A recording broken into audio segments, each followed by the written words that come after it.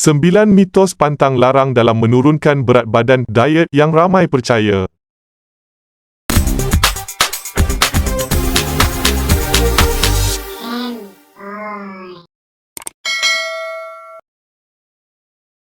Mendapatkan bentuk dan berat badan yang ideal adalah impian setiap orang. Hari ini, terdapat terlalu banyak pakar pemakanan dan senaman sehinggakan kita tak tahu mana satu yang patut dipercayai lagi. Ada yang mengatakan anda perlu makan hidangan yang kecil lebih kerap untuk kurangkan berat badan. Ada pula yang mengatakan anda perlu makan sarapan dengan banyak dan kurangkan makan malam. Bagi mereka yang tak tahu, ini sangat mengelirukan dan membuatkan mereka akhirnya berputus asa. Kami ingin kongsikan 9 mitos tentang penurunan berat badan yang ramai masih percaya hingga hari ini bagi memudahkan anda membuatkan keputusan dengan lebih mudah dalam menurunkan berat badan anda. Jom tonton bersama-sama.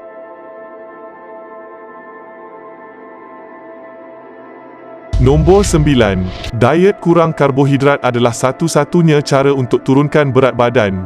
Diet rendah karbohidrat adalah teknik pengurangan berat badan yang sangat efektif, namun ia mempunyai pelbagai keburukan dalam jangka masa panjang. Salah satu mengapa diet ini tersangat popular adalah anda akan dapat melihat hasil yang sangat cepat kerana penurunan berat Malangnya, sesetengah orang mengalami kekurangan tenaga mereka apabila mengambil karbohidrat terlalu rendah dalam diet. Ramai orang terlalu fokus terhadap diet rendah karbohidrat tetapi tidak langsung mengambil tahu tentang pengambilan lemak dan minyak seharian. Ingat, diet rendah karbohidrat bukanlah satu-satunya cara untuk turunkan berat badan, sebaliknya banyak lagi cara termasuklah diet rendah lemak.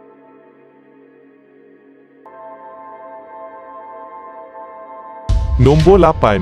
Anda tak boleh makan selepas jam 6 petang. Pasti ramai yang pernah terdengar ayat, sarapan seperti seorang raja, makan tengah hari seperti seorang putera dan makan-makan seperti pengemis, menerangkan bagaimana kita harus makan dalam sehari. Dan ramai juga yang mempercayai mitos bahawa anda tak sepatutnya makan apa-apa selepas pukul 6 petang. Kajian terbaru menunjukkan bahawa waktu makan anda tidak penting, sebaliknya jumlah pengambilan kalori dalam sehari adalah lebih penting.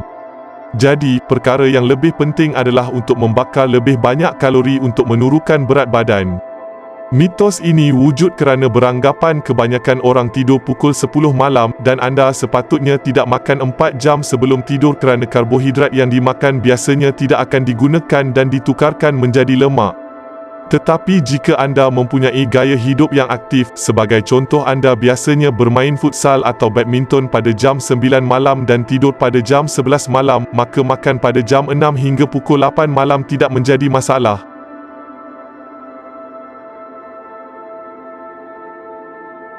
Nombor 7. Makan hidangan kecil lebih kerap sepanjang hari.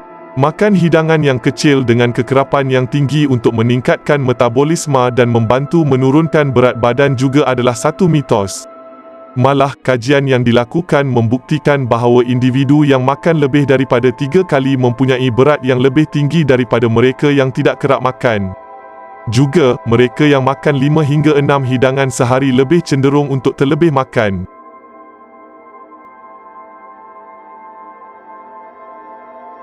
Nombor 6. Lebih lama anda bersenam, lebih cepat dan baik hasilnya. Apabila bercakap mengenai gimnasium dan senaman, apa yang penting adalah kualiti senaman dan bukannya tempoh senaman. Anda boleh habiskan masa 4 jam di dalam gimnasium setiap hari, tetapi tak akan nampak hasil jika anda tak tahu apa yang anda buat sebenarnya. Tempoh yang disyorkan untuk bersenam adalah di antara 30 hingga 60 minit, dengan syarat anda benar-benar bersenam ke tahap maksimum.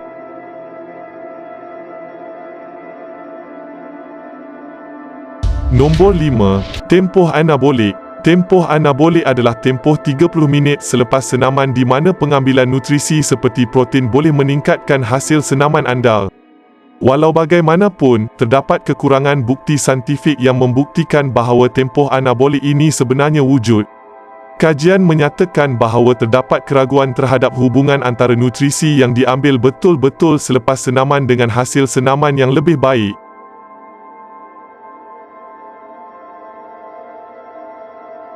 Nombor 4. Lemak membuatkan anda gemuk. Setiap 1 gram lemak terkandung 9 kalori manakala setiap 1 gram protein mengandungi 4 kalori.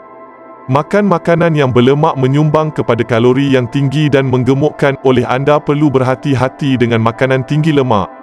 Namun, ia tak bermaksud anda perlu membuang lemak 100% daripada diet anda.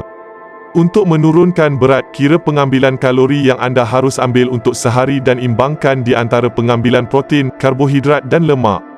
Malah, untuk buang lemak, anda perlu makan lemak, iaitu lemak yang baik seperti lemak tak tepu.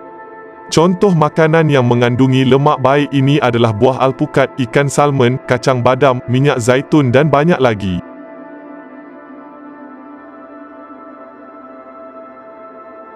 Nombor 3. Berat badan anda akan bertambah apabila usia semakin meningkat.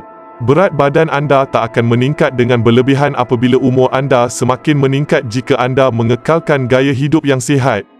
Jika anda sering bersenam dan makan secara sihat sepanjang anda ketika muda, anda tak akan mengalami masalah berat badan ketika berusia 50 atau 70 tahun. Kunci untuk kekal sihat dengan berat badan sesuai adalah senaman sepanjang hayat. Ya, anda harus bersenam secara konsisten dan bukannya hanya untuk bentuk badan yang menarik sahaja. Ramai orang mengatakan usia tua adalah penyebab mengapa mereka mengalami masalah berat badan, tetapi itu hanyalah alasan mereka yang malas.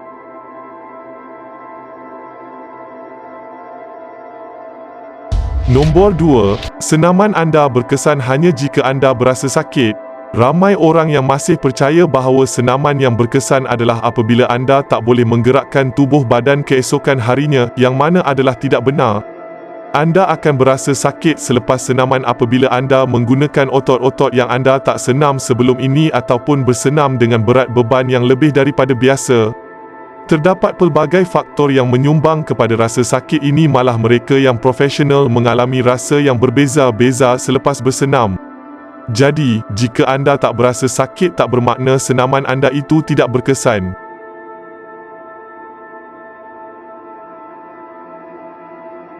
Nombor 1. Melakukan regangan badan sebelum senaman.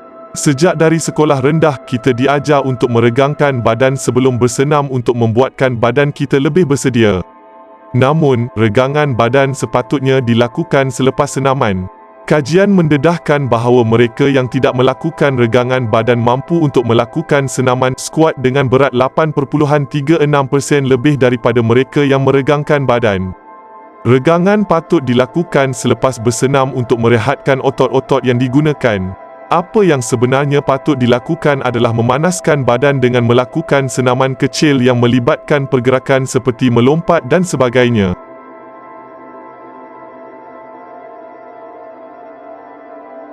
Kesimpulannya, pelbagai kepentingan yang akan diperoleh dengan mengamalkan pemakanan seimbang.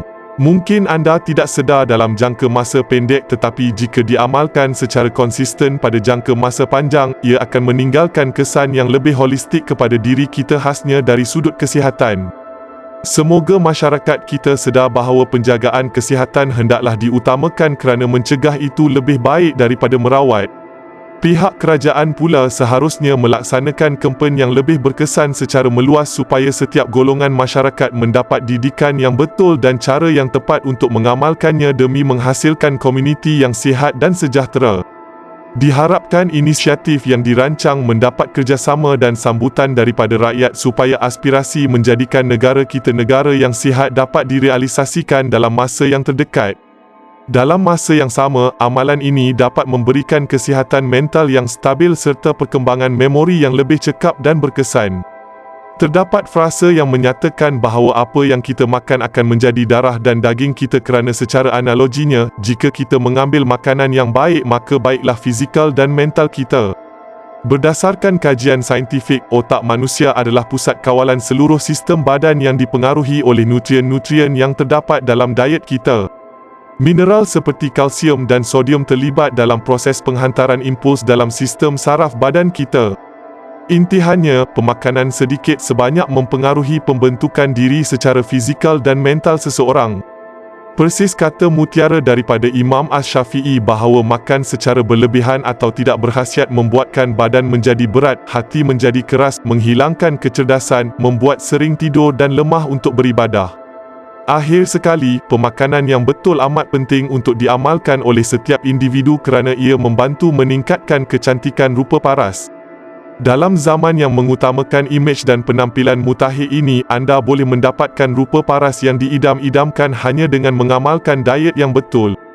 Realitinya, masyarakat di Malaysia mudah terpedaya dengan produk kosmetik dan makanan tambahan yang menggunakan taktik penjualan penuh helah demi mendapatkan keuntungan. Hasilnya, ramai yang menderita dek kerana kesan sampingan yang diperoleh akibat mengambil produk yang tidak melepasi saranan Kementerian Kesihatan. Situasi ini menjadi bukti bahawa masyarakat kita mementingkan kecantikan rupa paras dan mudah untuk mengambil jalan pintas dengan mengambil produk makanan tambahan. Izarnya, amalan ini membantu meningkatkan keterampilan diri tanpa sebarang kesan sampingan dan ianya lebih mudah untuk didapati berbanding produk makanan tambahan yang memerlukan kos yang lebih banyak. Handphone.